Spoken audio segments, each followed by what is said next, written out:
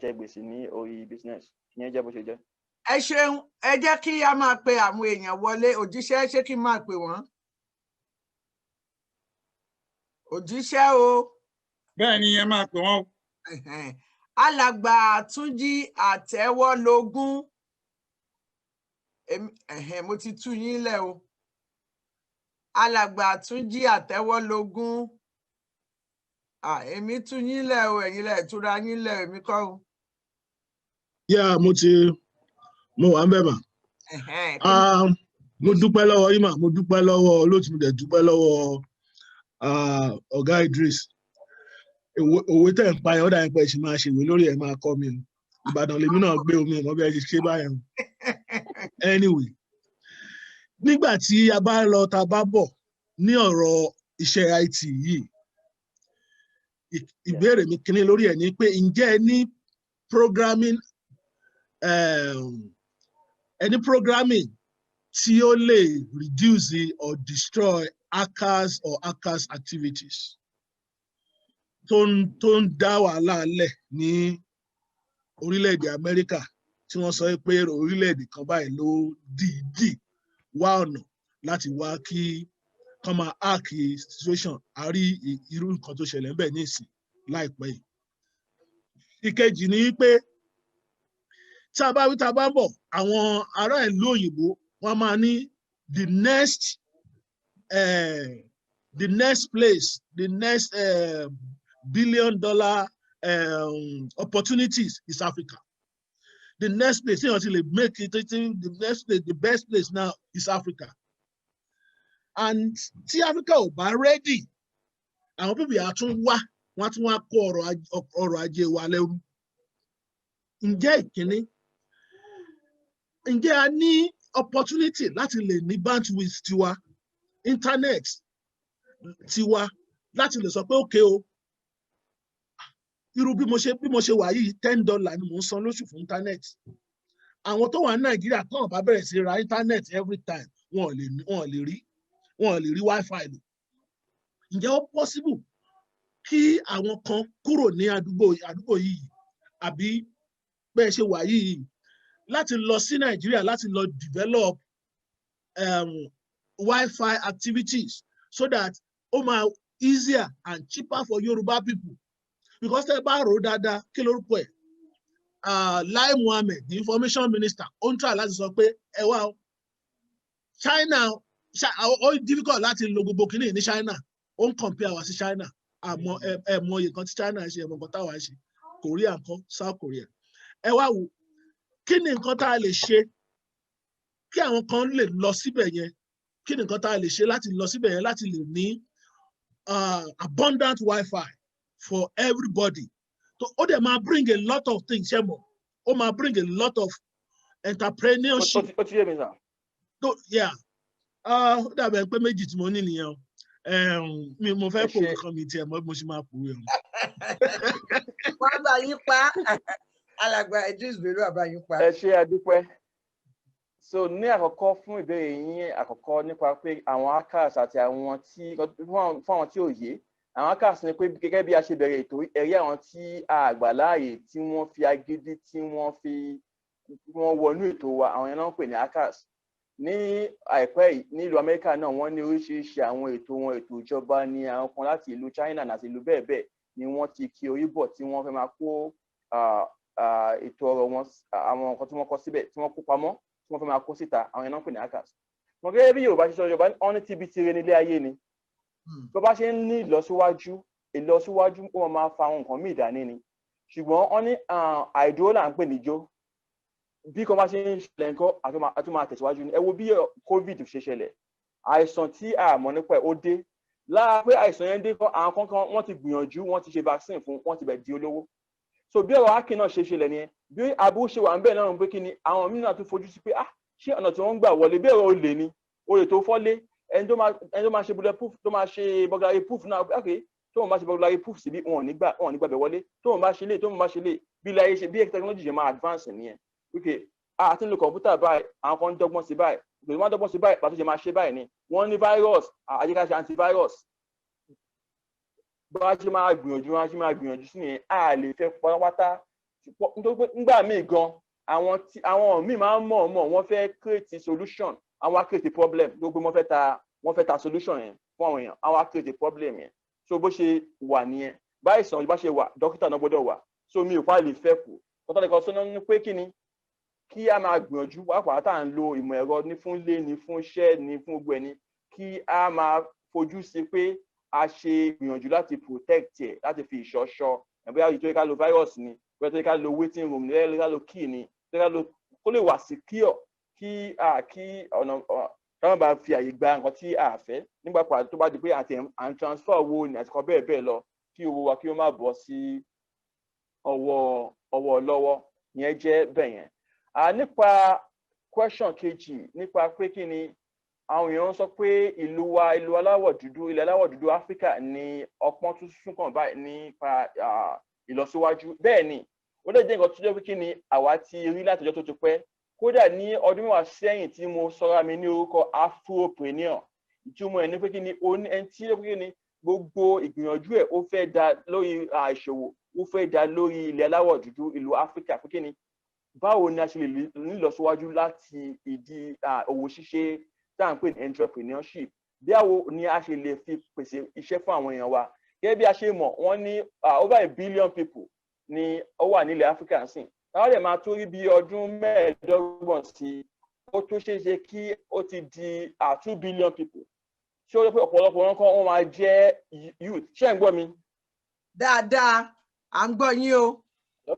ok ọ̀pọ̀lọpọ̀ wọn máa jẹ́ ọ̀dọ́ ṣé ó yẹ pé kí ni àwọn ọ̀dọ́ nǹkan tí a bá wáṣẹ́ fún wọn àwọn ló máa di Boko Haram àwọn ló máa di hoodlum àwọn ló máa di thugs wọn máa dà lóru tó pé àwọn tó wá lówó gan tí àwọn ìjọba gan àwọn gan wà lè sùn dáadáa nítorí pé kí ni wọn ò wá iṣẹ́ fún àwọn ọ̀dọ́ tó wà nílùú ìjọba fún ẹ̀kọ́ kò lè dá iṣẹ́ pèsè fún àwọn ọ̀dọ́ àwọn oníṣòwò báyìí àwọn tí ó ń dáṣẹ́ aládàánílẹ̀ táwọn pè ní entrepreneurship innovation la máa fi dá iṣẹ́ lẹ̀ technology ni a máa fi dá iṣẹ́ lẹ̀ tó pọ̀ iṣẹ́ àgbẹ̀ ó ní bọ̀ǹba tí a lè ṣe láyé tí a wà ń sí tí a lè dé káwọn ọ̀dọ́ lọ ṣe a gbọ́dọ̀ fi create àwọn new opportunities àwọn iṣẹ́ tuntun tí ayé ń sọ fún data science ni oríṣiríṣi eléyìí ni cyber security ni àwọn yẹn la máa dá sílẹ̀ fún àwọn èèyàn wa púpọ̀ náà tí táwa ń bá ṣiṣẹ́ wọ́n jẹ́ àwọn ọmọ tí wọ́n bí sí ìlú Amẹ́ríkà ń gbà mí ọmọ Nàìjíríà tí wọ́n bí sí ìlú Amẹ́ríkà tí ó wá gbé ó lọ ní ọlídé ó tẹ̀lé àwọn òbí ẹ̀ lọ sílé ni Èkó ṣe wá rí báyìí kí ní báyìí wà táà ń lò nílùú Amẹ́ríkà kí tí wọ́n wà níbí adé pé mo lè ṣe kínní adé design á pinnu pé òun máa dúró sí òun dẹ̀ máa ṣe fún àpẹẹrẹ arákùnrin tí ó dá iléeṣẹ́ Andela kan náà àwọn iléeṣẹ́ tí agbárùkù tí ó dá sílẹ̀ tá à ń pè ní Ìyábóyèjì ó jẹ́ ọmọ tí wọ́n bí ní Nàìjíríà ìwọ̀n ó lọ kàwé ní ìlú Canada University of Waterloo ó dẹ̀ ṣe tán níbẹ̀ kàkó dúró síbẹ̀ ó ní òun ní àwọn ètò kan tí òun rò pé tá bá ṣe báyìí nílùú Nàìjíríà tá bá bẹ̀rẹ̀ sí kọ́ àwọn èèyàn wa bí wọ́n ṣe ń kọ programming wọ́n ṣe nípa ìmọ̀ ẹ̀rọ ayárabíàṣá a lè kọ́ àwọn èèyàn wa dáadáa kí wọ́n mọ̀ kí a wá bẹ̀rẹ̀ sí ta ọjà wọn fún àwọn tó wà ní òkè òkun tí ó pé kí ni ẹni tó wà ní Nàìjíríà tẹ́ bá san $100 fún ní ojúmọ́ tá bá máa ṣírò ẹ̀ sí náírà owó tó pọ̀ ni whereas ẹni tó wà ní ìlú Amẹ́ríkà tẹ́ bá san $100 yẹn fún ó lè má tó nǹkan lójú ẹ̀ bó ṣe bẹ̀rẹ̀ ni ó dẹ̀ padà sílùú Nàìjíríà ó bẹ̀rẹ̀ sí kọ́ àwọn ọmọ yunifásitì ó bẹ̀rẹ̀ sí kọ́ wọn ní programming ó bẹ̀rẹ̀ sí kọ́ wọn tí wọ́n pọ̀ díẹ̀ a wá ṣe àṣepọ̀ pọ̀ láwọn kan tó wà ní ìlú Amẹ́ríkà àti ìlú Canada pé àwọn tó wá ti kọ́ Nàìjíríà o tẹ́ bá ní di programmer ní ìlú Amẹ́ríkà ẹ ṣáà máa kàn sí wa kódà wọn láti travel wá sí Amẹ́ríkà ní Nàìjíríà tí wọ́n wà ìyẹn láti máa fún wọn ní kọ̀ǹpútà a máa fún wọn ní internet ṣé dáadé kan ṣe kán á máa ṣe láti bẹ̀ wọ́n dẹ̀ bẹ̀rẹ̀ sí ṣe wọ́n dẹ̀ bẹ̀rẹ̀ sí ṣe iléeṣẹ́ yẹn dẹ̀ lọ láti iléeṣẹ́ láti òdo tí ó pé kíní àti ó di ọdún tó kọjá 2019 alágbá náà kó tó dìgbà yẹn tó di ọdún 2016 ọkùnrin tí a mọ̀ sí Mark Zuckerberg tí ó dá Facebook lẹ̀ ó dìídì wá sí Nàìjíríà wá sí iléeṣẹ́ nípa bó ṣe gbọ́ nípa bí iléeṣẹ́ ṣe bò sí ó wá sí Nàìjíríà láti ní sí iléeṣẹ́ ó wá fi owó sí pé òun náà fẹ́ ní ìpín nínú ilé ó fi owó sí inú iléeṣẹ́ Andela wà lọ́dún tó kọjá 2019 ọkùnrin Al Gore tí ó ti ṣe igbákejì olórí Amẹ́ríkà rí òun náà tún dá kìnnì kan lẹ̀ tó pé kìnnì òun náà wọ́n tó fi owó sí inú iléeṣẹ́ Andela tí ó bẹ̀rẹ̀ láti Nàìjíríà tó wá tàn ká nígbà pé ẹnìkan ṣe ń kọ́ ó ní ìgbìyànjú ó ronú pé kìnnì òun gbọ́dọ̀ padà lọ sí Nàìjíríà láti lọ tún eléyìí ṣe bàbá dẹ̀ wo bóyá ṣe náà kò ṣe tó rọrùn àìmọye ọjọ́ tó pé kí ni àmọ́ bí a máa ń lọ síwájú àìmọye ọjọ́ tó pé kí ni wọn ò rí owó ohun òṣìṣẹ́ san àìmọye ọjọ́ tó pé kí ni wàhálà ilé àbí wàhálà ìyẹn ni ó ń ṣẹlẹ̀ ṣùgbọ́n àwọn Yorùbá náà máa ń sọ pé kí ni ajá tó bá máa rún ọkà aláyà ológun nǹkan tó gbọ́dọ̀ máa jẹ àkèrè ó gbọ́dọ̀ ṣetán láti fi ojú wo mi so èèyàn gbọ́dọ̀ kí láyà tó bá máa ṣe àwọn nǹkan báyìí àdẹ̀ gbọ́dọ̀ dúró de àwọn òyìnbó kó tó pé àbí àwọn China kí wọ́n tó wá ṣe àwọn kìíní fún wa àwọn èmi ẹ̀yin àwọn ọmọ tí à ń bí tí wọ́n ní àwọn ìmọ̀ àwọn náà máa tì lẹ́yìn pé kí ni a máa kí wọn láyà fúríà ẹ̀yin náà lọ sí ìlú Senegal lọ sí ìlú Nàìjíríà. Dókítà Ẹkúndayọ̀ Dókítà Olú Ẹkúndayọ̀ Pòfẹ́sọ̀ Bàbá Sọ̀pọ̀nà mo ti rí yín èmi ti tú yín lẹ̀ o ẹ̀yin lẹ̀ túra yín lẹ̀ o fọ́tò yín kọ̀hún ọ̀tọ̀ ní eyín ọ̀dà tí àlejò wá ṣe ní alàgbà Olú Ẹkúndayọ̀ mo ti tú yín lẹ̀. Yes ma ṣe ń gbọ́ mi. ẹ̀ẹ́dì arójú yín o ṣùgbọ́n kò ṣe nǹkan kan gbóhùn yín. kíní ni mi ò mọ bọ́n ṣe ń ṣe ṣùgbọ́n ṣé ń gbọ́ mi ṣá. dáadáa ẹ lè sọ̀rọ̀ ẹ máa sọ̀rọ̀ lọ. inú mi dùn fún nǹkan tí fún nǹkan tẹ mú wá sí orí ètò yìí nítorí pé ó ti jẹ́ nǹkan ńlá fún wa torí pé gbogbo wa là ń sọ pé ẹ jẹ́ ká ṣe báyìí ẹ jẹ́ ká lọ báyìí ṣùgbọ́n púpọ̀ nù wa àmọ́ bọ́n ṣe ń ṣe ṣe rí nǹkan tèmi fẹ́ béèrè nípa ẹ̀ ṣe rí gbogbo àwọn nǹkan tẹ sọ pé ká ṣe tẹ sọ pé àwọn èèyàn lè ṣe wọ́n lè lọ báyìí wọ́n lè lọ síbi báyìí wọ́n lè ṣe báyìí ó dáa ṣùgbọ́n nǹkan kan wà ṣe rí òun ni òyìnbó máa ń pè ní agency yẹn kì í ṣe pé wọ́n lọ dá ilé kan sílẹ̀ o ṣùgbọ́n àwọn èèyàn tó máa jẹ́ kíkí nìyẹn ṣe èyí tí Yorùbá máa ń pè ní pé àwọn ọ̀bẹ bọ́n ṣe mú tó wọ́n lè dá igi igbó ṣán ènìyàn ní ṣe légbè lẹ́yìn wọn àwọn àdá so tí ẹ bá wò àwọn nǹkan tẹ́ sọ pé ká ṣe yẹn mo rántí ngbà kan a fẹ́ dá iléeṣẹ́ kan lẹ̀ a dẹ̀ fẹ́ ṣe ní non-profit àwa ń ṣe ní 501c3 pé a fẹ́ ṣe 501c3 ààrẹ tó máa bá a ṣe ààrí nǹkan kan ààrẹ àwa pápá àmọ́ pa ẹ̀ ìgbà tá a lọ bá àwọn olówó orí ìjọba tẹ bá rí ìwé tán gbé wa sí wọn gbé sí wa wájú à ń láti lọ gba PhD ni so gbogbo nǹkan tí mo dẹ̀ ń sọ kì í ṣe kékeré tẹ bá fẹ́ dá iléeṣẹ́ ilé oúnjẹ lẹ̀ lásán pàápàá ìwé tán máa jù síwájú yín bó tẹ̀ jẹ́ pé ẹja lẹ fẹ́ máa sin ẹja kó jẹ́ pé ẹja lẹ fẹ́ máa sin tẹ́ máa ta oríṣiríṣi nǹkan bẹ́ẹ̀ yẹn ni ó máa ń gbà ṣùgbọ́n nígbà táwa máa ṣe kinní yẹn a lọ bá àwọn kan tó jẹ́ pé iṣẹ́ wọn nìyẹn ni wọn ò dẹ̀ kì í ṣe lọ́ọ̀yà wọn kì í ṣe accountant wọ́n kàn jẹ́ pé iṣẹ́ tó ń ṣe nìyẹn nǹkan tí mo ṣe ń sọ bẹ́ẹ̀ ni ìgbà tá a dẹ̀ wá ṣe gbogbo article of incorporation gbogbo oríṣiríṣi nǹkan bẹ́ẹ̀ gbogbo board gbogbo ẹ̀ wọ́n dẹ̀ ṣe gbogbo ẹ̀ lẹ̀ fún wa nǹkan táwa fúnra wa tá à ní lè ṣe nǹkan tí mò ń sọ yẹn kì í ṣe lórí pé a kàn fẹ́ ṣe 501c nìkan o oríṣiríṣi nǹkan bẹ́ẹ̀ yẹn ni téèyàn bá fẹ́ ra lé ó máa lọ bá kokoyé àbí kó lọ bá òyìnbó tàbí kó lọ bá ará àta ló ṣáà máa lọ bá ṣá ǹjẹ́ ọ̀nà kan wà tá a lè máa fi mọ àwọn èèyàn bó jẹ́ ó fẹ́ ra lé ni o bójú ó fẹ́ ralẹ̀ ni o bójú ó fẹ́ dá iléeṣẹ́ lẹ̀ ni o ó fẹ́ ṣí bank account ni o ó fẹ́ ṣe oríṣiríṣi nǹkan bẹ́ẹ̀ yẹn ǹjẹ́ àwọn èèyàn kan wà láàárín wa tó yẹ pé wọ́n ní iṣẹ́ tó ń ṣe nìyẹn tẹ́ bá ti ju $50 lẹ̀ tẹ́ bá ti ju $100 lẹ̀ tẹ́ bá ti ju $200 lẹ̀ iyekíye tán bá ti ń fẹ́ ṣáà ti dáwó yẹn fún wọn bá yín ṣe gbogbo kìíní ẹ̀ẹ́dẹ̀ gbàbẹ̀ wọlé kò ní sí pé ẹ̀ṣẹ̀ máa ṣe máa lọ lọ́rùn lọ́rí gbogbo ẹ̀ ẹ máa fúnjà ẹ tún mọ lọ́ọ̀yà tẹ́ máa lọ bá nítorí pé lọ́ọ̀yà yẹn bóun ṣe ń wò ọ̀nà tí tó bá jẹ́ ọmọ Korea ní báwọn Korea ṣe ń ṣe ló máa wò tó bá jẹ́ pọ́ ọmọ òyìnbó ní báwọn ṣe ń wo tiwọn ọ̀nà tiwọn náà ló máa wò ó dẹ̀ lè wò yín kó ní òun ò fẹ́ máa ṣe tàwọn lágbájá yóò jàre wọn ò dẹ̀ ní sọ fún yín ọ̀nà owó ní a lè gbà tá lè mọ àwọn ara wa tó jẹ́ pé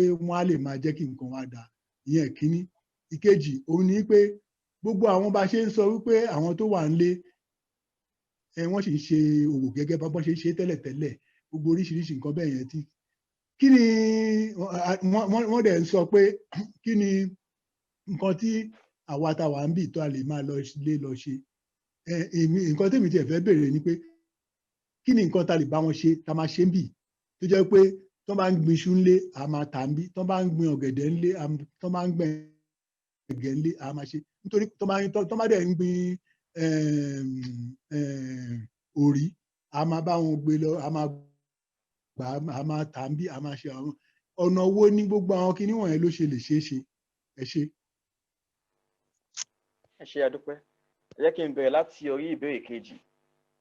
Mi sí nínú ẹni tó máa ń fi bẹ́ẹ̀ gba àwọn èèyàn níyànjú láti pé kí wọ́n wá nílùú òkèèrè kí wọ́n láwọn ń ṣe business ní Naija àfi tí wọ́n bá rí ẹni tí wọ́n fi ọkàn tán tí wọ́n ti jọ ṣe da owó pọ̀ rẹpẹtẹ tí kò lù wọ́n jàǹbá kò dẹ̀ ń ṣe pé bóyá nítorí àwọn aráalé ò da àwọn tó wà nílé aráalé náà ló kú wà l'Amẹ́ríkà bá ṣe oníjàmbá ṣe wà l'Amẹ́ríkà náà lọ́dún jàmbá wà ní Nàìjíríà ṣùgbọ́n ẹ̀yin Yorùbá máa ń ní pé wọ́n ní a kì í fi ojú olójú ṣòwò ká jèrè nítorí ẹ̀ tí distance bá ti wà mí kì í máa ń fi bẹ́ẹ̀ gbà níyànjú àti tá a bá ti di pé àwọn tí ẹ ti mọ̀ dáadáa for instance èmi láwọn tí mi ti ń bá ṣe business fún ọdún mẹ́wàá lára wọn wà lórí kọ́ọ̀lù àfáìsíkì ló sọ̀rọ̀ lẹ́ẹ̀kan yẹn pé owó ti dà á pọ̀ mo kódà mo lè ní kọ́ lọ kọ́lé kọ́ lọ ṣe báyìí owó àbẹ̀ wọ́n tí ò bá ní mo máa ń sọ pé kí wọ́n ṣe níwọ̀nba ibi tí wọ́n bá mọ̀ sí wọn náà ni àlàyé tí ẹ ṣe fún àpẹẹrẹ kàkí ẹni tó wà l'Amẹ́ríkà sọ pé òun dọ́dọ́ òun gbọ́dọ̀ lọ sí Nàìjíríà lọ gbin pákí òun gbọ́dọ̀ lọ gbin iṣu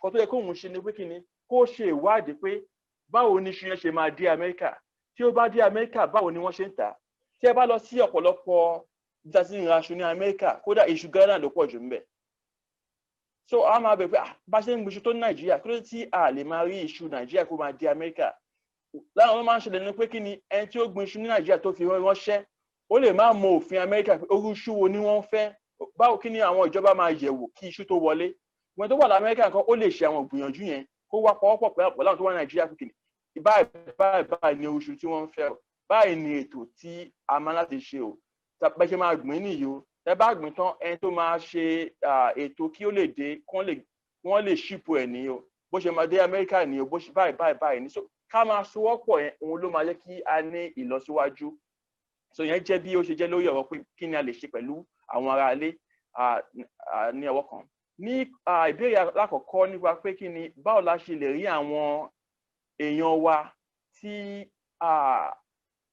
kí tó pọ̀ sí yẹn fún àpapọ̀ mo ní ọ̀rẹ́ kan ní Nàìjíríà tí ebi kìíní ló ń ṣe plantain chips níbi tí ó gbèrò délé ní plantain chips yẹn kọ́ ó máa ń fi ń ṣọwọ́ sí Amẹ́ríkà tó pé wọ́n máa ṣíìpù ẹ̀ ní ó tó wá di nǹkan tó pé different stores ní Amẹ́ríkà ni wọ́n ti ń tà wọ́n ní ẹnìkan náà tó pé moringa tí a mọ̀ ní ó sọ di ọṣẹ ló sọ di cream láti Nàìjíríà kọ́ ló ti máa ń sẹ́ǹdẹ̀ sí Amẹ́ríkà pàdé àwọn kan náà ní àìpẹ́ ọjọ́ wọ́n pe àwọn ní casavanova.com kí ni wọ́n ṣe pákí wọ́n wá sọ di flakes wọ́n fi ń ṣe noodles wọ́n fi ń ṣe chips but wọ́n tà sí Nàìjíríà ìlú Germany ni wọ́n tà sí so oríṣiríṣi bẹ́ẹ̀ ni àwọn tó wà nílùú Amẹ́ríkà tá wà nílùú oríṣiríṣi ìlú bẹ́ẹ̀ tá ti rí àwọn ibi tí opportunity yẹn wà àwa link up pẹ̀lú àwọn tó wà nílé láti sọ pé báyìí nǹkan ni a ṣe lè jọ ṣiṣẹ́ pọ̀ tí ó máa wúlò ṣàǹfààní fún àti lágbájá àti tàmẹ̀dù so yẹn jẹ́ bẹ́ẹ̀ yẹn lórí ìbéèrè alákọ̀ọ́kọ́ nípa pé kí ni bí àwọn la ṣe lè ṣe àfihàn àwọn èèyàn wa tí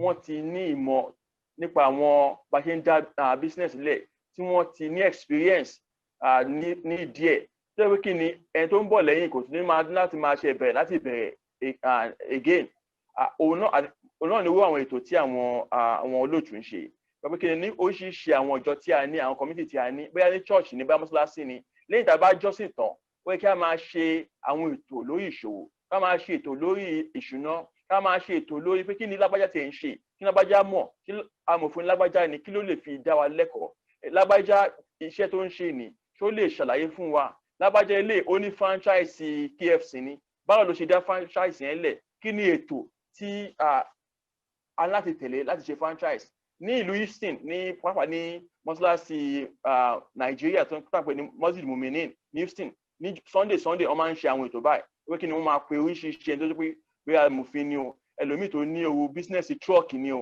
ẹlòmíì tó ní owó bísínẹ́sì á wá ṣàlàyé fún àwọn míì pé ẹ bá fẹ́ wọlé o bí ẹ ṣe máa tọ̀ ní bẹ́ẹ̀ ṣe máa tọ̀ ní nígbà míì kan tí ó bá dẹ̀ sí ara Nàìjíríà àwọn èèyàn wa tí a mọ̀ kò sí tìjú mẹ́ kí a pe ará àta wá bóyá Chinese náà ni bóyá Mexican náà ni pé wá dára lẹ́kọ̀ọ́ tó bá ti mọ̀ á ti mọ̀ nìyẹn tí kan nu wa tí kejì nu wa bá ti bẹ̀rẹ̀ sí ṣe ó ti bẹ̀rẹ̀ sí ṣe nìyẹn tó fi dé orí mu àwọn realtors tàbí ní wa tó jẹ́ realtor tó mọ̀ nípa ètò ilé kó lè fi wọn ẹnì kejì àpé báyìí àwọn tó máa ń bá wa lẹ́rù tí ò dẹ̀ kó bá wa lẹ́rù ni pé ní nǹkan táwọn ń pè ní scarcity mindset nígbà míì àwọn èèyàn wa nígbà míì ọmọ òkúta máa ti fi ọ̀nà wọn ẹlòmíì pé ó máa dí ọ̀nà tiwọn kò dẹ̀ rí bẹ́ẹ̀ Ọlọ́run bá ní ọba tí ó ń kọ àsìkí ó dẹ̀ ti kọ àsìkí olúkálùkù ó ràn yàn lọ́wọ́ omi tí ẹ̀dá bá mu kò ní ṣọ̀kan já ẹ̀dá torí náà kọ́ kí a máa fi ọ̀nà wọn àwọn èèyàn wa kí a máa ràn wọ́n lọ́wọ́ lórí àwọn ètò báyìí kọ́ kí a dẹ̀ máa gbìyànjú kí a máa ṣe àfihàn àwọn ọ̀nà tí a lè gbà débẹ̀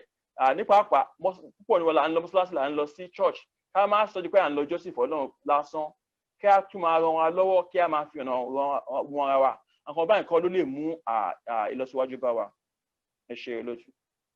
so ẹ ṣeun o wọ́n pe àwọn èèyàn tí wọ́n wà lórí ọpọ́n ṣùgbọ́n ní àárín ìbéèrè wọ́n ní gbogbo èèyàn ń sọ pé owó wà nílẹ̀ adúláwọ̀ okòwò wà ọ̀nà wo la fi lè gbà láti mọ ibi tó wó wà àbí irú okòwò nílẹ̀ adúláwọ̀ tó lè mówó wá ṣé ẹ mọ̀ pé pàtàkì ní èèyàn náà wọ́n kàn ń sọ àmọ́ bí tó wà wọ́n bá ti wá. Tẹ́lẹ̀tẹ́lẹ̀ àwọn èèyàn máa ń fi ojú sí epo rọ̀bì àtàwọn pè ní crude oil but gẹ́gẹ́ bá ṣe bí tí ayé lọ ń sìn ayé pé owó epo rọ̀bì gan ti ń lọ sílẹ̀ sọ àlè jókòó tì yẹn ṣùgbọ́n oríṣiríṣi náà la ṣì ní fún máa pín sọ́nà méjì máa pè ní nǹkan tí ó wà ní abẹ́ ẹsẹ̀ wa àti nǹkan tí ó wà ní òkè ọrùn wa mi máa ń ṣàlàyé fáwọn èèyàn pé níbi tí ilẹ̀ adúláwọ̀ ń lọ sìn a gbọ́dọ̀ gbé pàtàkì fún nǹkan tí ó wà ní òkè ọrùn wa ju nǹkan tí ó wà ní abẹ́ ẹsẹ̀ wa lọ kí ni mo gbà lérò bẹ́ẹ̀ nǹkan tó wà ní abẹ́ ẹsẹ̀ wa ní nǹkan tí a lè rí nínú ilẹ̀ gẹ́gẹ́ bí góòlù ní fàdákà ní oríṣiríṣi tí àwọn èèyàn máa ń tún nílẹ̀ bítúmẹ̀ ní gbogbo ẹni kòkó ní nǹkan tí a gbìn ní ọ̀nà tí a lè fi rí owó ní àwọn nǹkan bẹ́ẹ̀ ni pé a gbọ́dọ̀ kọjá pé àkàntì ẹ̀ ń gbìn lásán fún àpẹẹrẹ ní ìlú Áfíríkà ní ìlú Ivory Coast àti Ghana ni a ti ń gbin kòkó jù ṣùgbọ́n tí a bá máa ṣe ìwádìí bí wọ́n ti ń pa owó jù lórí kòkó àwọn Switzerland ni tó pé kí ni wọ́n máa ra kòkó yẹn kọ́ wọ́n wá kó lọ sí ìlú wọn wọ́n wá tún ṣe wọ́n sọ di chocolate yẹn kọ́ àwọn máa tà lówó tó pọ̀ àgbẹ̀ tó gbin kòkó ńkọ́ òun oríkè báyìí lòun máa rí ń bẹ̀ torí náà kọ́ àwọn ibi tí opportunity wà ní pé kí ni àwa tí a bá lè dá kò dáhùn pé ní processing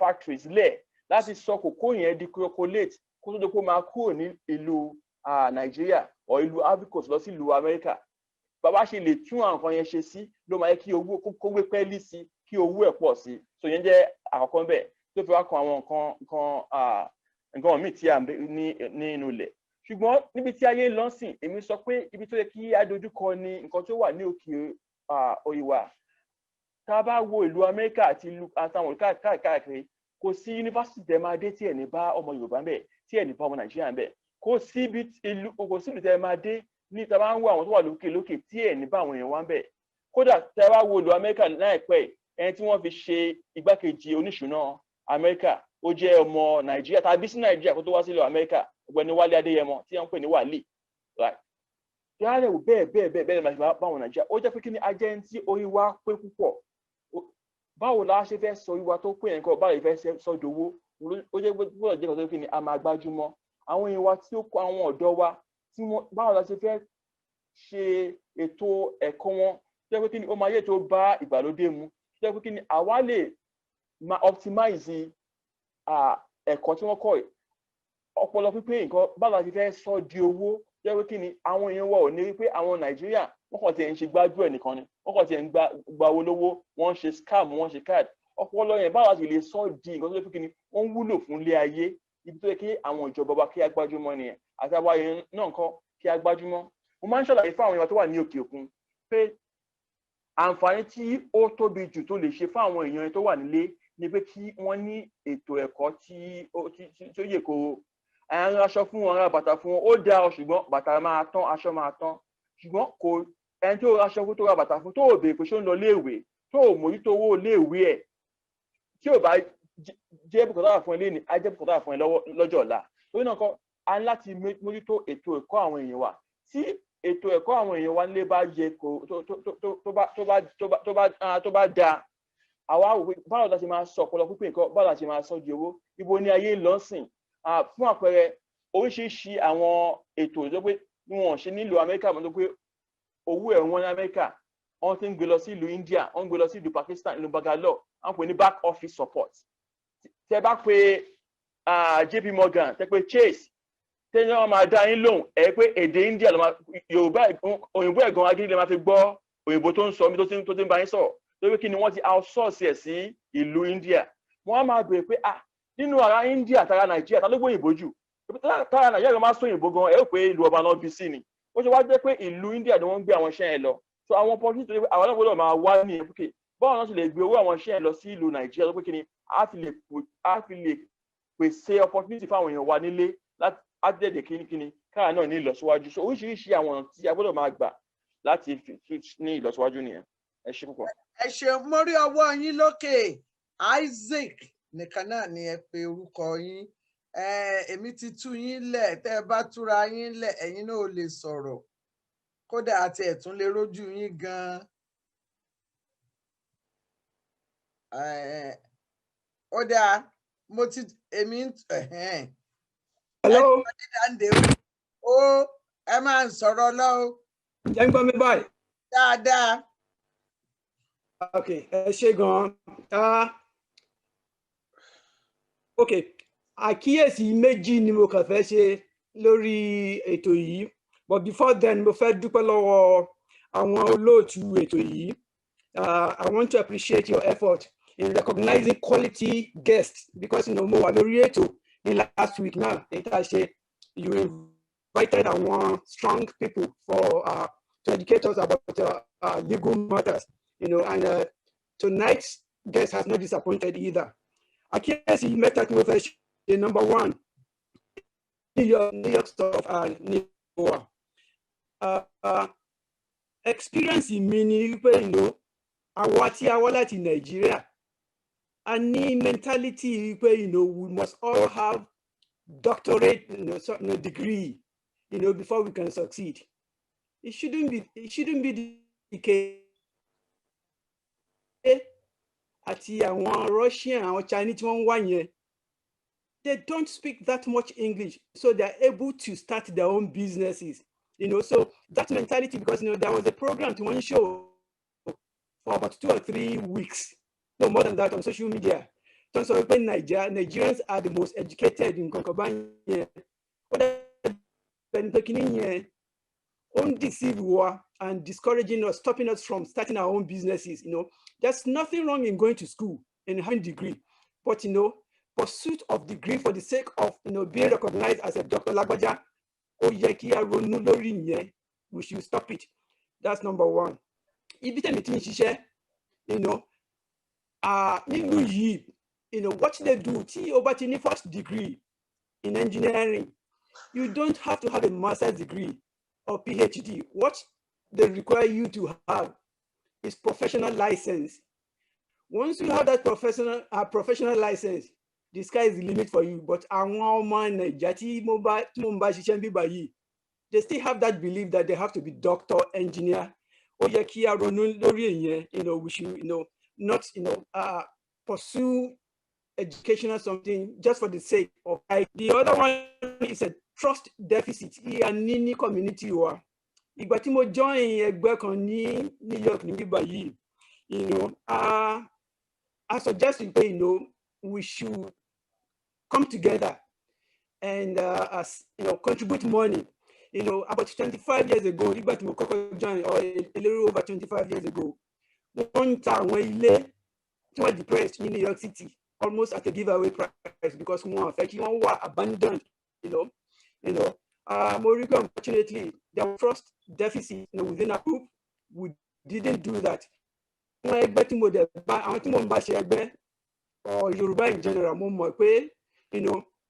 I like Faji, I like party, take the opportunity, advantage, like I want, actually, tá bá fẹ́ ṣe party nísìn, if you want to do ìkómọ or a fẹ́ ṣe àìṣe lọ, we have to go and rent from people that had the foresight to buy, So we're still renting 25 years later, that's, because of trust deficit, there was no cooperation. And the other thing is ignorance, because I just mentioned something about minority business enterprise, and he's right. There are two programs, there's the state program, there's what they call WBE, Women Business Enterprises, and then MBE, Minority Business Enterprises. That is state mandate that, you must set aside certain percentage of, business patronage to minority or women. Then there's the federal mandate, it comes under what they call DBE, Disadvantaged Business Enterprises. There's the ignorance among our community, because, there was a time that we shared, information we attend, so that, we take advantage of this opportunity, because, the DBE program, disadvantaged something or minority something, it covers our Medina.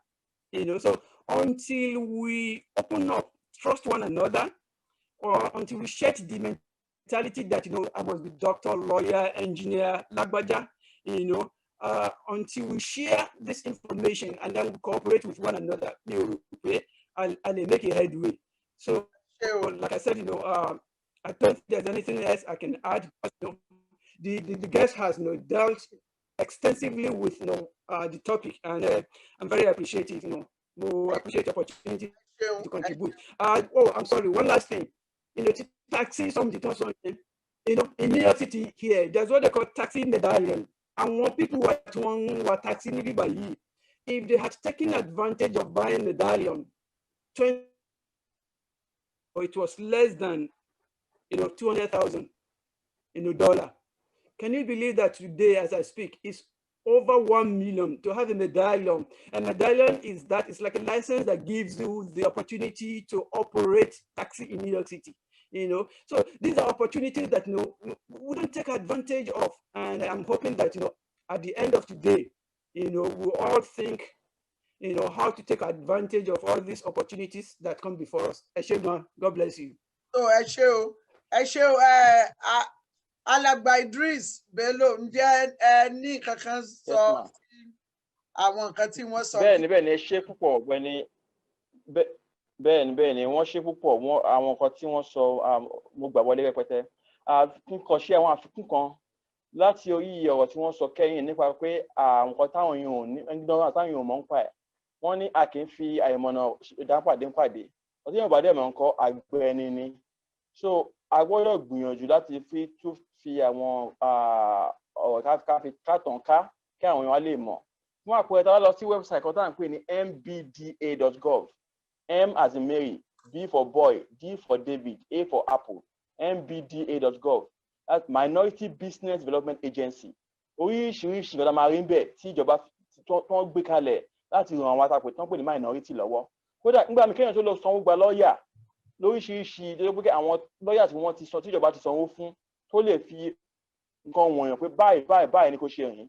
Kódà lórí epo fẹ́ ti ẹ̀gbá lónìí SBA, àwọn tó lè láì sanwó fún lọ́ọ̀yà tó máa fi wọ̀n pé báyìí ni wọ́n ṣe máa bẹ̀rẹ̀ business, báyìí ni kò fi ṣe okòwò, báyìí ni kò ṣe rìn. So oríṣiríṣi níjọba ti gbé kalẹ̀ tó pé àwọn náà gbọ́dọ̀ ṣe ìwádìí ẹ̀ àti SBA ni o àti sba.gov àti mbda.gov. Àwọn báyìí ó ṣe pàtàkì kí á wò. mbda.gov ẹnìkan ló bá mi type ẹ̀. Yeah, mo ti type sórí àfọ́nrán.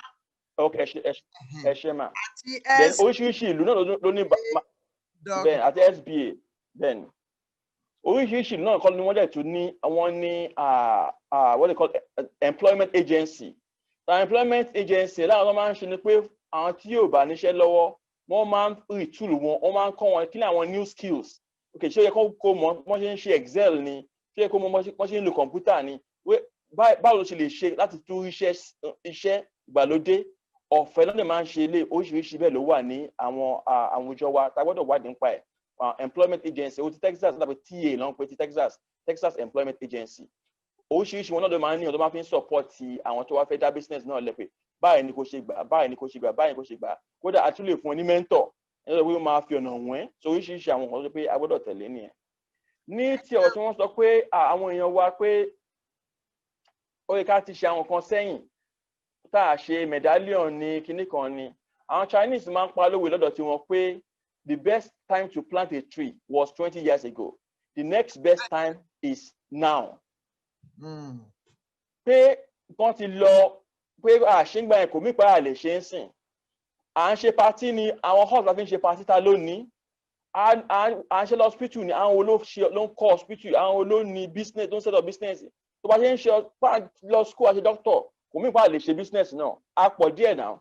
Kódà táwọn tó ṣẹ̀ ní láti Nàìjíríà bá náà fẹ́ ṣe PhD àwọn tá a bí sọ̀rọ̀ náà kọ́ at least àwọn wọ́n lè kọjú mọ́ business so yẹ ká máa méjì gbọ́dọ̀ máa lọ́pọ̀ ni bá ṣe ń ṣe sciences the sciences náà wà very important ìmọ̀ ẹ̀rọ ìmọ̀ science mo gbé wà very important but iṣẹ́ business náà kọ́ a gbọ́dọ̀ máa ṣe a gbọ́dọ̀ kà mọ́ tí a máa ṣe.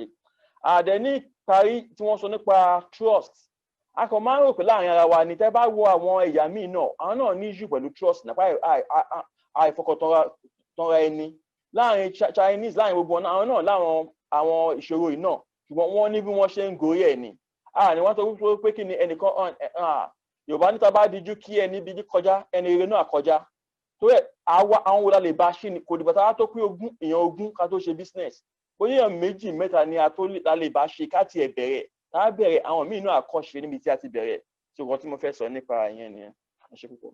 Ẹ ṣeun o alàgbà Adéníran ẹ̀yin ni wọ́n pè ṣùgbọ́n ẹ jẹ́ kí a gbọ́ ìpolówó ọjà yìí ná.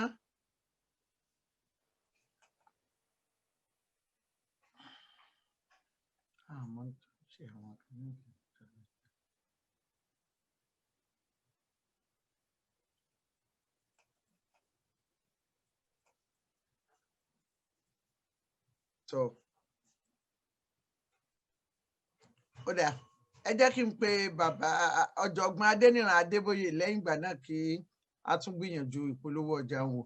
Bàbá Adébóyè ẹ ti wà lórí ọpọ́n o. Bàbá Adébóyè alàgbà Adéníran ọ̀jọ̀gbọ́n Professor ọ̀jọ̀gbọ́n Adéníran. Ṣé ń gbọ́ mi?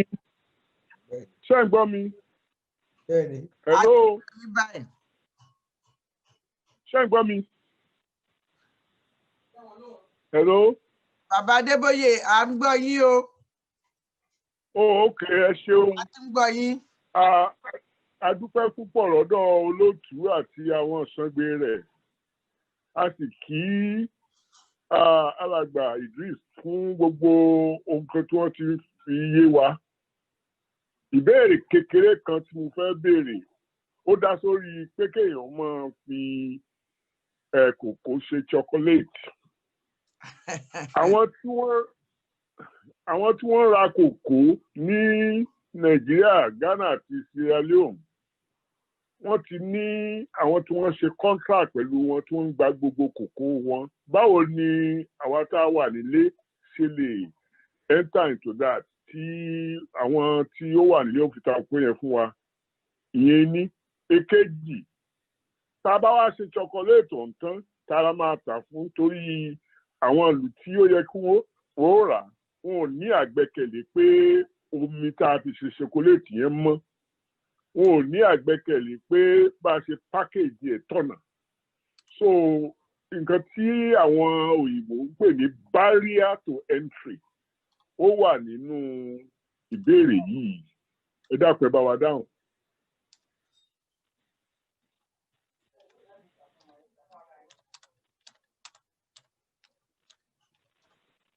Ǹjẹ́ ẹ gbọ́ nǹkan tí mo wí?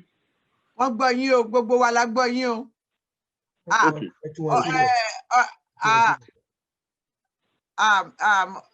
Ẹ ṣe olóòtú. Ok. Ẹ ṣe Professor àìmọ̀ yóò níjọba sà ẹ pẹ́ fún wa. Láti dáhùn ìbéèrè yín ní àkọ́kọ́ láàárọ̀ tí mo máa ń tẹnu mọ́ ni pé kí ni ẹnìkan ò kì í jẹ́ àwádé ọ̀pọ̀ èèyàn ló ń jẹ́jọ́ mọ́. Àwọn nǹkan báyìí tí a bá fẹ́ ṣe kò ṣeé dá ṣe a gbọ́dọ̀ ṣe pẹ̀lú àwọn míì ni kí ni mo gbà lérò. a ní àwọn ọmọ èèyàn àwọn ọmọ ìyá wa tí wọ́n ti ṣiṣẹ́ láwọn chocolate factory nílùú òyìnbó. Ẹ bá dé Switzerland, ẹ bá Nestle ní ọ̀pọ̀lọpọ̀ ọmọ Nàìjíríà lẹ máa rí ń bẹ̀ tí wọ́n ti ṣiṣẹ́ ń bẹ̀ àtàwọn oríṣiríṣi. Lára nǹkan tí a gbọ́dọ̀ ṣe ni pé àwọn wo ni wọ́n ti ní ìmọ̀ nípa kínní tí wọ́n ti di ọ̀gá ń bẹ̀ kí a wá fáwọn ọmọ wa pé kí ǹjẹ́ àwa náà lè dà tiwa lẹ̀ kí ẹ̀yin náà wá kópa ń bẹ̀. Àwọn èèyàn báyìí kan wọ́n á ti ní àwọn èèyàn tí wọ́n mọ̀, wọ́n á ti mọ̀ nípa pé ta ló ń tà, ta ló ń rà, báwọn ṣe ń ṣe, àwọn èèyàn ti mọ̀ wọ́n á ti mọ̀ kí ni quality, kí ni ètò tá gbọ́dọ̀ tẹ̀lé láti ṣe bẹ́ẹ̀ lọ. Àwọn ayé sọ pé ó lé náà ní ìlú Ivory Coast ní ẹjọ́ mẹ́ta tí mò ń tẹ̀lé. Àwọn ará China wọ́n dìídì lọ síbẹ̀, wọ́n dá ilé-iṣẹ́ chocolate lẹ̀ nílùú Ivory Coast. Wọ́n ń ra kòkó yẹn lọ́wọ́ wọn bẹ̀, wọ́n dẹ̀ ń ṣe, àwọn ni wọ́n wá ń tà fún àwọn ará Switzerland àtàwọn míì bẹ́ẹ̀. Ọjọ́ ìdèmí káwọn ará China ṣe, ó lè ṣòro tó tọ́, but àwa náà a lè gbìyànjú láti ṣe, ìyẹn jẹ́ bí ó ṣe jẹ́. Màá fún ní àpẹẹrẹ kan fún ọ̀pọ̀lọpọ̀ èèyàn tí ó bá dàgbà sí ìlú Nàìjíríà. Gbà tí à ń dàgbà, a mọ iléeṣẹ́ kan náà pè ní iléeṣẹ́ bàtà. Bẹ́ẹ̀ ni, tí ó ń ṣe bàtà. Fún ọ̀pọ̀lọpọ̀ ọdún tó kọjá ní iléeṣẹ́ yẹn ni ló ti gbẹ̀mí mi ní Nàìjíríà tí ò sí ní Nàìjíríà mọ́. Bàtẹ́mi wà ní ilé ìwé alákọ̀ọ́bẹ̀rẹ̀, bàtà kọ̀tínà ni a máa ń wọ̀ lọ. Bàtà máa fi wọ yunifásitì kò sí bàtà mọ́ Nàìjíríà. Ó ti di fámàdì, ó ti di gbogbo ẹ̀, bàtà yẹ kò sí mọ́. Bàtà máa fi tó bí ọdún méjì sẹ́yìn, èmi àti àwọn ọ̀rẹ́ mi kan àti àwọn kan ní àwọn tó jẹ́ wọlé Nàìjíríà ní agbárùkùtì ní wọ́n lọ bá iléeṣẹ́ bàtà ní àgbáyé sọ̀rọ̀ pé kí ló dé tí ò sí bàtà mọ́, tó gbogbo bàtà kan wọ́n kó wọlé, àwa náà lè ṣe bàtà Nàìjíríà. Ẹ fún wa ní ìwé òfin franchise, ẹ fún wa ní opportunity láti lè máa ṣe bàtà yẹn fúnra wa ní Nàìjíríà. Adẹ̀ sọ́lọ wọ́n sọ bọ̀, ètò báyìí ni quality báyìí ló gbọ́dọ̀ tẹ̀lé, ẹbí lẹ́dà yẹn gbọ́dọ̀ ṣe rí ni. Ọdún tí wọ́n bẹ̀rẹ̀ ẹ̀ lè máa ṣe lẹ́dà yẹn fúnra yín, àwa la máa fún yín lẹ́dà yẹn, ṣùgbọ́n ẹ lè máa tó pọ̀ ní Nàìjíríà. Adẹ̀ bẹ̀rẹ̀ ní ọdún 2019. Tẹ́ bá dé ìlú Àbújá ń sìn, a ní factory tó pé ó ju 100 èèyàn lọ tí ó wà ń bẹ̀ tí wọ́n ṣe bàtà tí ó dẹ̀ meet standards tí the global bàtà company tí wọ́n fẹ́ tí à ń tẹ̀lé. Ìrètí wa ni pé tó máa fi tó di ọdún méjì mẹ́ta, kódà gan lẹ́dà yẹn gan nígbà wọlé mọ́ nítorí pé táwọ̀ Kano àtàwọn oríṣiríṣi bẹ́ẹ̀ ní Nàìjíríà, ẹran tí wọ́n ń lò fún lẹ́dà náà, àwọ̀ ẹran ibi tí wọ́n ti ń kó náà nìyẹn. Ṣùgbọ́n nítorí pé kí ni a ti lose touch pẹ̀lú tannery expertise tí wọ́n fi ń produce high quality leather, but àwọn àti lose yẹ ni a ṣe lè ṣe for now. But after some time, a máa ṣe tó ń pè ní backward integration. A fẹ́ kó leather náà wọlé mọ́, ṣá lè lọ sí Kano, ṣá lè máa ṣe leather fúnra wa tó sì máa meet the international standards. Kí ni pátá bẹ́ẹ̀ ṣe fún wa? Bàtà máa bẹ̀rẹ̀ ní ìlú Nàìjíríà, ní ìlú Àbújá. Wọ́n rán èèyàn méjì wá láti headquarters wọn kí wọ́n wá lò several months pẹ̀lú wa. Lẹ́yìn pé àwọn èèyàn wá lọ sí òun lọ kọ́ṣẹ́ yẹn dáadáa, wọ́n tún ráwọn èèyàn wá fún wa pé kí wọ́n wá dúró tì wá, wọ́n lè ensure pé à ń ṣe quality yẹn. Alhamdulillah, a dẹ̀ ń ṣe, ó dẹ̀ ń tẹ̀síwájú. So mo ní ìrètí pé àwọn báyìí tí pápá àwọn tó ti gbé òkè òkun tí wọ́n ti ní àwọn ìmọ̀ yìí, àwọn ọgbọ́n tí wọ́n lè dá, àwọn àlékún tí àwọn náà lè ṣe yìí láti jẹ́ kí ètò ọrọ̀ ajé wa kí ó lọ síwájú. Kò ń ṣe nǹkan tó máa rọrùn pẹ́pẹ́tẹ́ ọ̀, ṣùgbọ́n nǹkan tó jẹ́ pé kí ni a gbọ́dọ̀ ṣe ni kọ́sítàbà ṣe ẹlòmíì bọ́ wá ṣe. Ní ọjọ́ kan mo wà ní Òkèhò ní nílùú Ọ̀yọ́ ní Ọ̀yọ́ state. À ń ṣe ètò kan lórí ètò àgbẹ̀ àti bá ṣe máa ṣe processing ni. Wọ́n wá mú wa lọ sí inú ilẹ̀ kan. Mo wá ń complain pé ilẹ̀ tẹ́ ẹ̀ mú wa ilọ̀ ó ti wá wọnú báyìí, ó ti wá wọnú báyìí ní ugbó báyìí. Kò pẹ́ tá a rìn dé nugbó tá la bá ń bẹ̀ bá chinko àwọn Chinese la bá ń bẹ̀. Kódà ohun ọ̀rálẹ̀ ni ó ti kọ́lé sínú ugbó, ibẹ̀ tó ti ń àwọn ètò ń ṣe pákí níbẹ̀, òun ló ń process ẹ̀, ó dẹ̀ ń ta process material outside. So tó fi lè mú káwọn èèyàn yẹn lè ṣe, káwa náà bá gbìyànjú, ó lè nira níbẹ̀rẹ̀. Ṣùgbọ́n tá a bá fi agbára sí tí a tẹra mọ́, tó bá yá a ṣe é ṣe. Kí n fi òwe kan parí ẹ̀ pé wọ́n ní kí ni, wọ́n ní a kì í ṣe ọ̀tẹ̀ ẹranko gángan. Wọ́n ní bàbá he ìgbín aládàá, bàbá he ìgbín àdàlà ń nà. Pé ìyẹn ìtumọ̀ pé bọ́lá rẹ̀ ṣe tá a bá tẹra mọ́, ó lè nira níbẹ̀rẹ̀, ṣùgbọ́n parí ẹ̀ lágbára Ọlọ́run ààyè géńdé ẹ̀. Ẹ ṣeun o. Ìyáàfin ìbákọ̀ tiẹ̀ pa ọ́ lẹ́rìí kan. Ọ̀dà. Kò ju kò ju ìṣẹ́jú kan lọ. Ní bí 20 ọdún sẹ́yìn ni mo ṣe lọ sí Switzerland o. Mo wà ní ìlú kan tí wọ́n ń pè ní Lucerne ní Switzerland. Ni mo wá rí bàtà. Nígbà tẹ́mi wà ní Màjèsí níléèwé alákọ̀ọ́bẹ̀rẹ̀, èmi rò pé Nàìjíríà ló ń ṣe bàtà torí bàtà àti bàtà kankan náà ni. Mo rò pé àwa là ń ṣe ní. Ìgbà tí wọ́n á dé Switzerland ní bí 20 ọdún sẹ́yìn, mo ní ṣé bàtà tí àwọn Nàìjíríà náà tún wá gbélé iṣẹ́ wá sí Switzerland ni? àbílẹ̀ ìjọba ló débí ni o. Ìgbà tí mo wá padà wá sí California ni mo wá lọ sórí kọ̀ǹpútà ni mo wá lọ bẹ̀rẹ̀ sí ìgbà yẹn ní Google bóyá Lycos àbí nǹkan ni mo lọ ṣe search engine bá fi yé mi wípé àṣàwọn ará Switzerland gangan ló ní bàtà tó ń gbé wá sí Nàìjíríà. Tèmi rò wípé bàtà tá à ń wọ̀ iléeṣẹ́ bàtà náà ń pè ní bàtà ni abẹ́ẹ̀ rí nǹkan ó jọra wọn ni. Ọ̀gbẹ́ni Thomas bàtà ló dá iléeṣẹ́ bàtà lẹ̀. Nǹkan tí wọ́n sọ náà nìyẹn. Olúwakẹ́mi Ṣànúsí, mi ò mọ̀ bóyá ẹ̀yin lẹ wá láti Nàìjíríà tẹ́ ẹ fẹ́ lọ sùn ká jẹ́ kẹ́ ẹ tètè béèrè yín, ṣùgbọ́n èmi ti tú yín lẹ̀ o, mo ti tú yín sílẹ̀, ó yẹ kẹ́ ẹ lè béèrè yín báyìí o. Hello, ṣé ń gbọ́ mi?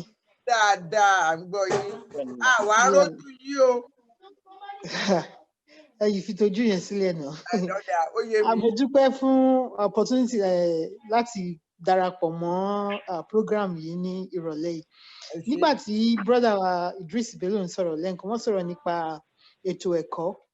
So mo wá rí i pé ní ìlú Amẹ́ríkà táwa wà mí báyìí, púpọ̀ nínú àwọn ètò ẹ̀kọ́ yẹn, àwọn ilé ẹ̀kọ́ kan wà tí wọ́n ń pè ní charter school, tó jẹ́ pé àwọn èèyàn ni wọ́n dá sílẹ̀, tó jẹ́ pé ìjọba wa ràn wọ́n lọ́wọ́ láti gbé ètò ẹ̀kọ́ yẹn lárugẹ.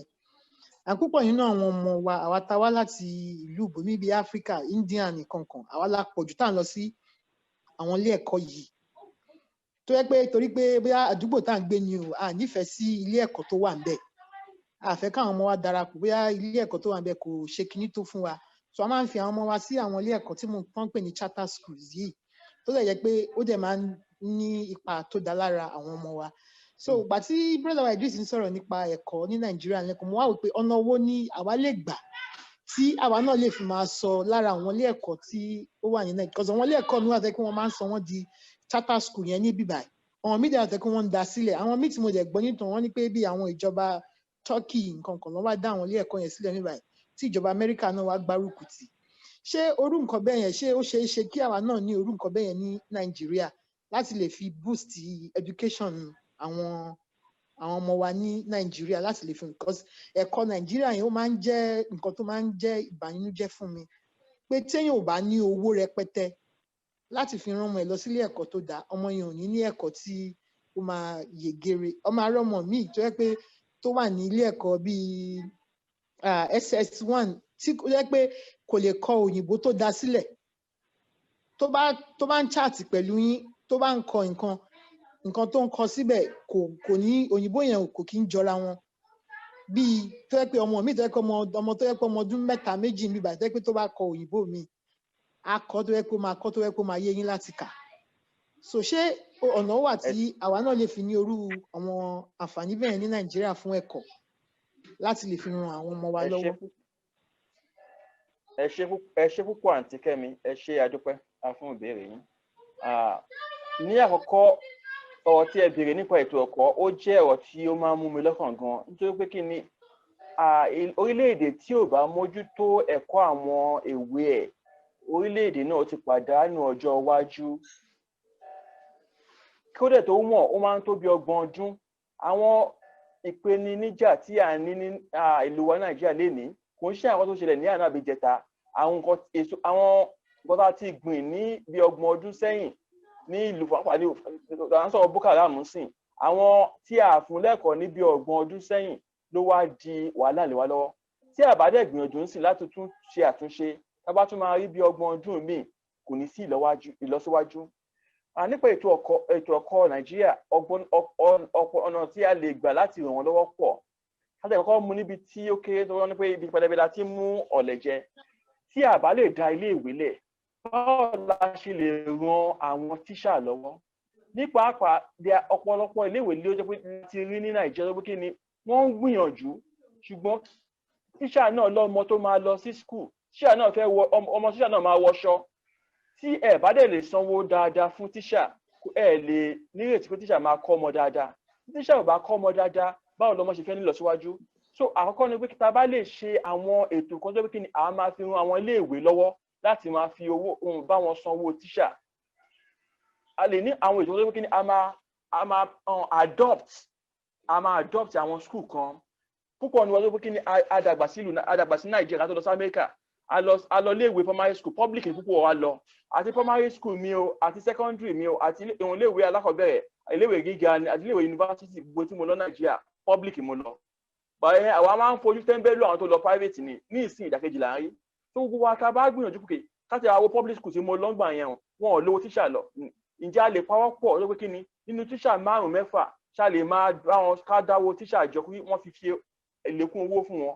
Ìyẹn ó máa ní ipa tó pọ̀ láti jẹ́ kí àwọn public school yìí kí wọ́n lè gbìyànjú láti máa kọ́ àwọn ọmọ wa. Kò bí ṣe bí private school lẹ́tọ̀ọ́ púpọ̀ náà àwọn ọmọ wọn lè afford private school.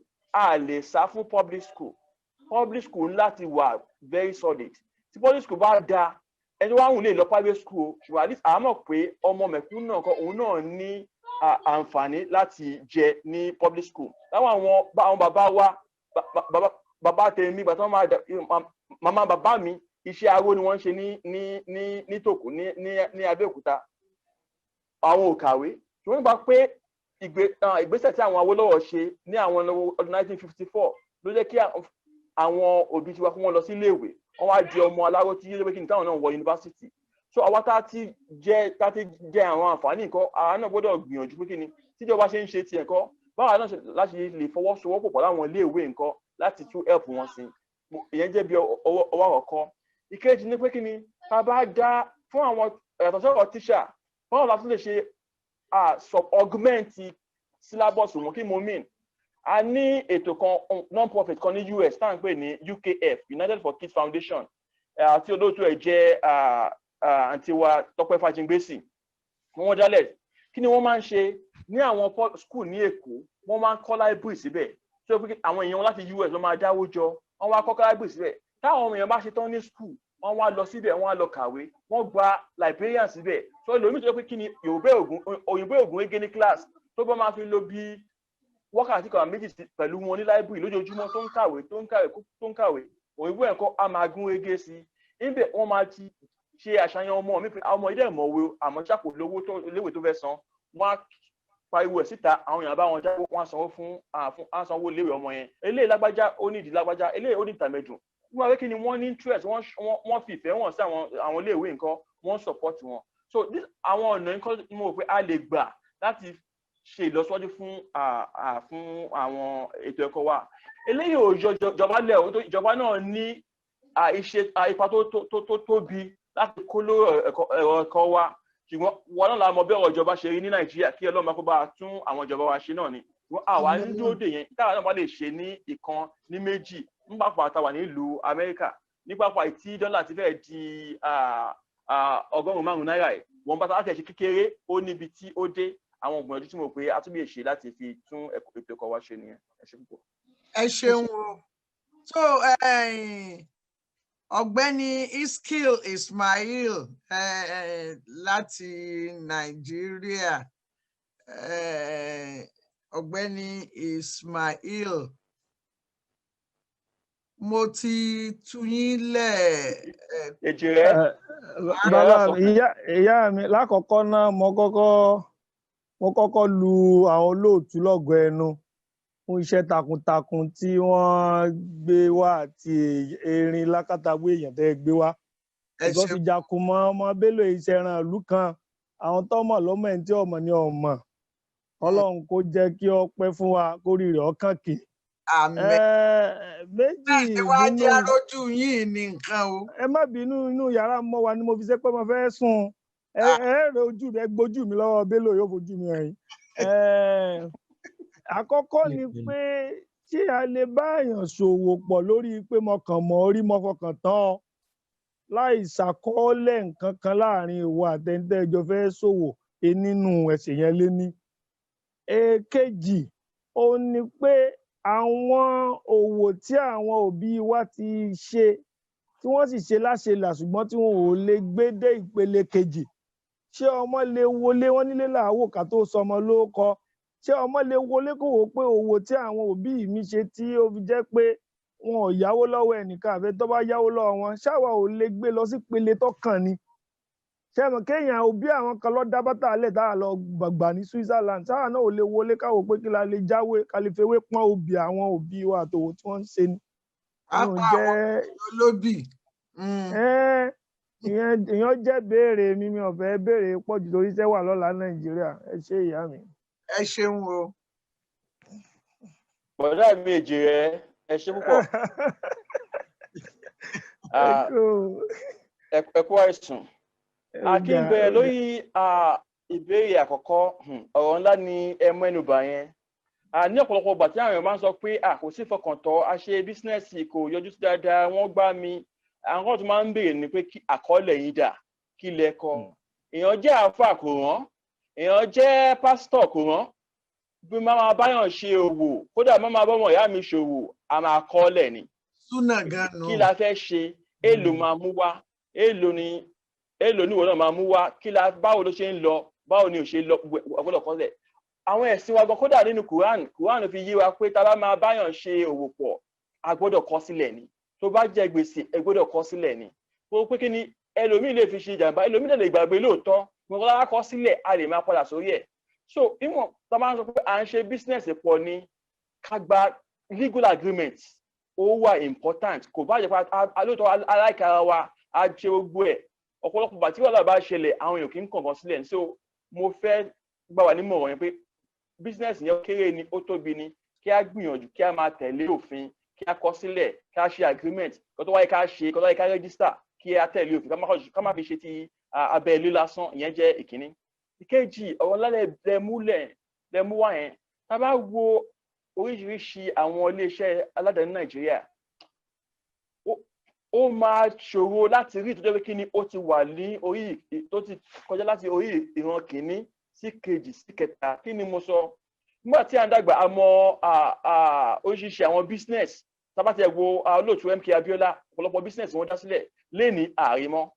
Alàgbà Odùtọ́lá, oríṣiríṣi business ni wọ́n dá sílẹ̀ láyé ìgbà wọn àrímọ́. So oríṣiríṣi bẹ́ẹ̀. Nínú Abẹ́òkúta tá a ti dàgbà, àwa mọ àwọn tí wọ́n ń ṣe owó mọ́tò, Masaba láyé jọ́sí. Tẹ́ bá máa débẹ̀ sí ẹ̀rímọ́. So ó ṣòro láti rí ètò iléeṣẹ́ aládàáni Nàìjíríà tí ó ti tì kíní, ọwọ́ ọmọ kìíní bọ́ sí kejì bọ́ sí ìran kẹta. Eléyìí dẹ̀ ó máa ń ṣe ó máa ń bàyàn nínú jẹ́. So ọ̀tẹ̀ sọ ó ṣe pàtàkì. Mo dẹ̀ ti rí bí ọ̀kan àbí méjì tí máa fi ṣe àpòjúwe. Alábùkún nìkan ló fẹ́ múùfù tí mo mọ̀. Iṣẹ́ alábùkún èèyàn mélòó ló tẹ̀ ń lọ alábùkún sí? Kódà ọ̀kín, ẹ wo bisikíìtì ọ̀kín tá máa ń jẹ, agídí lẹ máa fi rí alábùkún sì wà. Oríṣiríṣi nǹkan. Okay, a dúpẹ́ f'Ọlọ́run. So but ní ẹnìjọ́ mẹ́ta máa ṣe àpẹẹrẹ méjì.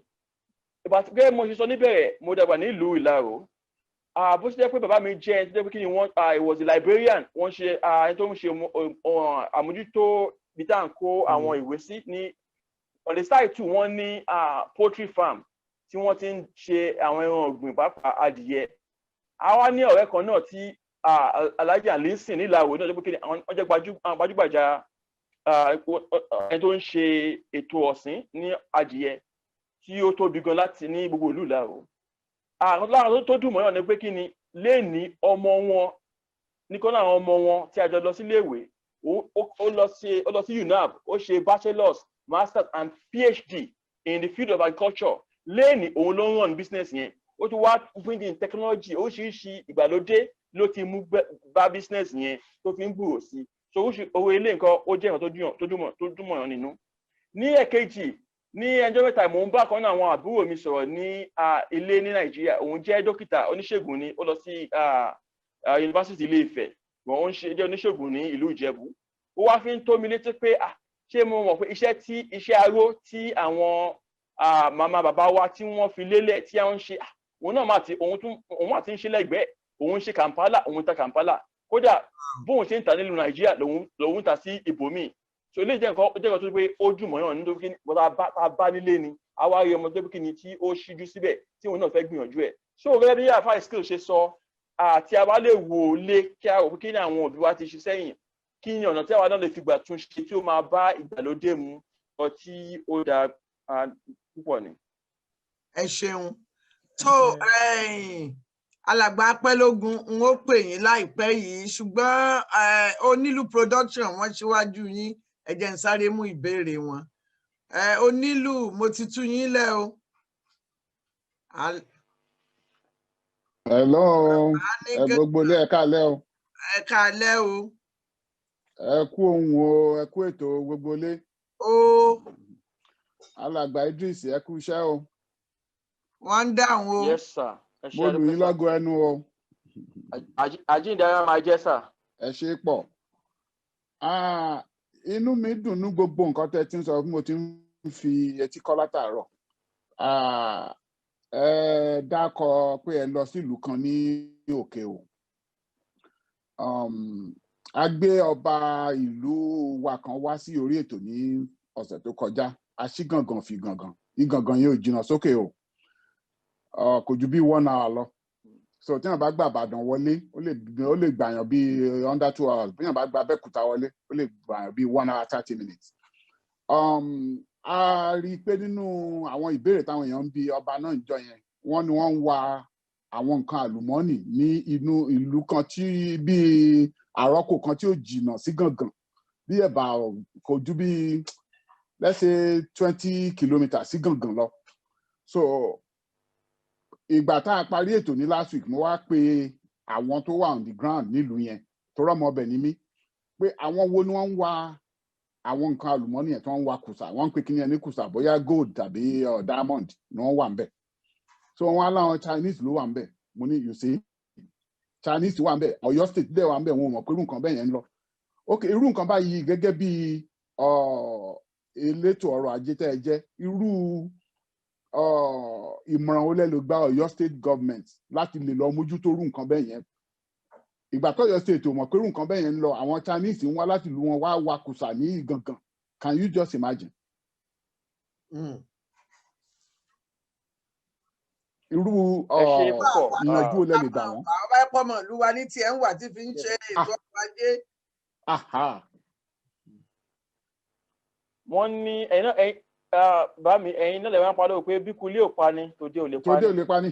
kò ṣeé ṣe kí ara Chinese wá wá nǹkan kí ó má lọ́wọ́ àwọn tiwa nínú bó jẹ́ ìjọba ni bó jẹ́ aráàlú ni.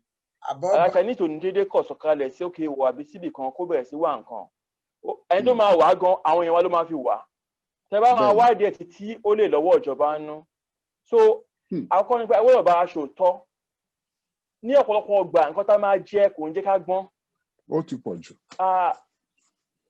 àwa jẹ́ pé kí ni àwa ta ìlú wa lọ́pọ̀ torí nǹkan kékeré tó máa fún wa ẹni tó wá walẹ̀ ó lè máa make bílíọ̀nù bẹ́ẹ̀ wọ́n tó ti fún wa ní 10,000 kan àbó ti fún wa ní 20,000 kan àwa akọjú sẹ́gbẹ̀ẹ́ aṣẹ́bẹ̀ńpáàrí so a gbọ́dọ̀ ní ìfẹ́ ìlú wa ìyẹn yẹn kan tí yóò wọ́pọ̀ fún wa ní Nàìjíríà ó bẹ̀rẹ̀ látòrí ọlọ́pàá ní lórí tó fi dórí gbogbo secretary tó fi dórí oríṣiríṣi èèyàn tí ó bá ti sí ìfẹ́ ìlú ó ti di pé wọ́n wá ṣe nǹkan ṣe wọn bá jí òkú títí tó kàn mí bẹ̀ so yẹn jẹ́ àkọ́kọ́ fún àwọn aráàlú àwọn ìjọba náà kọ́ wọ́n gbọ́dọ̀ wọ́n tó máa fi ṣọ́ ọmọlọ́fihàn ṣọ́ àjọyàwó ni kó má lè gbé abáyé kó má lè gbẹ́ díẹ̀ bẹ́ẹ̀ so tó bá pèèyàn tí wọ́n pèèyàn níjọba ó gbọ́dọ̀ lè mójútó àwọn ìlú kí ni ètò láti sọ pé ní Amẹ́ríkà ìkọ̀lẹ̀ Amẹ́ríkà kan tó pé òun fẹ́ dá business sílẹ̀ òun fẹ́ lọ máa ní diamond ó ní ètò tó gbọ́dọ̀ follow nílùú wa náà kọ́ kí ni ètò tí wọ́n gbọ́dọ̀ follow àwọn tó bá dé ìwọ̀n tí wọ́n follow tí wọ́n tẹ̀lé ètò yìí ta ni wọ́n lè fẹjọ́ sùn kí dé nìkan tí wọ́n máa ṣe a gbọ́dọ̀ ṣe àwọn àlàyé yẹn sílẹ̀ lára tó tún ṣẹlẹ̀ ni pé kí ni tíjọba náà bá ń pa owó nídìí àwọn nǹkan àlùmọ́nì wọ́n gbọ́dọ̀ fi fún aráàlú nínú ẹ̀ kí aráàlú ní rí àǹfààní tó pé kó tó máa ń ṣẹlẹ̀ nípa mi ni pé ẹni tó wà ní oko yẹn á rò pé pàtí ìjọba kó ti ń wà wọn ò kó àǹfààní ẹ̀ wọn ò kó kọ́lé ìwé fáwọn wọn ò ṣe ilé ìwòsàn fáwọn so tí Chinese bá wá tó wà lénìí tó dẹ̀ fóun ní $10,000 àti òun náà ti jẹ́ ń bẹ̀ nìyẹn ṣe tí gbogbo báwọn yẹn ṣe ń ronú so ìjọba ń lọ́wọ́ ní ipa tó gbọ́dọ̀ pa ń bẹ̀ àwa aráàlú náà kọ́ a ní ipa tó gbọ́dọ̀ pa ń bẹ̀ tó kí ni àwọn kí ni yẹn wọ́n gbọ́dọ̀ tẹ̀lé ètò nítorí pé àtọ̀sọ pé wọ́n ń jí lásán tí wọn bá wá kí ni ẹmọ kan wà ó lè dá wàhálà mi sílẹ̀ ó lè di nǹkan tó jẹ́ pé kí ni àgbàrá òjò máa gbàbẹ̀ kọjá ó lè fa oríṣiríṣi pé ilẹ̀ earthquake exactly ń ṣẹlẹ̀ ó lè ba even nǹkan ọ̀gbìn wọn jẹ́ tí wọn kọ́ mẹ́rin pé àwọn èèyàn gbọ́dọ̀ mọ̀ so àgbọ́dọ̀ torí nǹkan tó máa jẹ ní ìsìn káta ọjọ́ ọ̀la ìyẹn jẹ́ bó ṣe jẹ́ fún àwọn ìjọba tó wá ń gbọ́ náà kí àwọn ìjọba gbọ́dọ̀ ṣe ojúṣe wọn. so gbogbo ìgbà náà la máa ń fi gbogbo níta bá ti sọ́ńbí là ń fi tó wọn létí kí wọ́n gbọ́ kòtò kí wọ́n mú lò ẹ ṣeun o alàgbà Apẹ́lógún mo tú yín lẹ̀ tẹ́ ẹ bá túra yín lẹ̀ gbogbo wa lágbóhùn yín pátá. èmi gan mo ti rí yín láti ilẹ̀ wá pé bẹ́ẹ̀ bá túyàn sílẹ̀ kò sẹ́ni tó lè tú lẹ̀ so Ọlọ́run kó wà pẹ̀lú gbogbo wa ẹ jẹ́ kó iṣẹ́